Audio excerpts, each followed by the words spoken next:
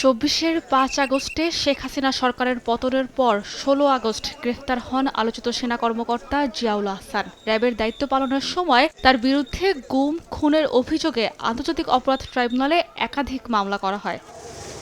রোববার ট্রাইব্যুনাল একই জিয়াউল আহসানের বিরুদ্ধে সাক্ষ্য দেন জিয়াউল আহসানের একসময়ের দেহরক্ষী সেনা সদস্য ইমরুল কায়েস।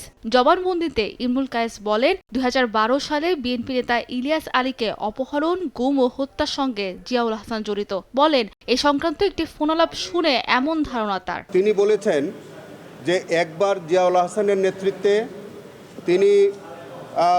তিনি মহাখালী ব্রিজের কাছে যান। তারেক সিদ্দিকীর সাথে কথোপকথনের এক পর্যায়ে তিনি বলেছিলেন, আপনাদের কথা মতো ইলিয়াস আলীকে গল্ফ করেছি,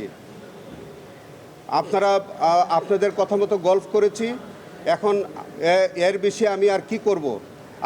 আপনারা যদি এরকম করে আমাকে চাপ দেন, তাহলে আমাকে বরঞ্চ পোস্টিং দিয়ে জঙ্গলে পাঠিয়ে দেন। রেইনবো অ্যাক্রোপ্লাস্টে অ্যাক্রিলিক এমালশন থাকায় মুছে ফেলা যায় যে কোনো দাগ সহজেই। Rainbow paints, colour of joy. Pilkhana হত্যাকাণ্ডের পর ১০ বিডিআর সদস্যকে ইনজেকশন পুশ ও বুড়িগঙ্গা নদীতে নিয়ে গুলি করে হত্যা করা হয় বলেও আদালতকে জানান সাক্ষী ইমরুল কায়েস। চিফ প্রসিকিউটর বলেন, জিয়াউল আহসান একজন নিষ্ঠুর খুনি।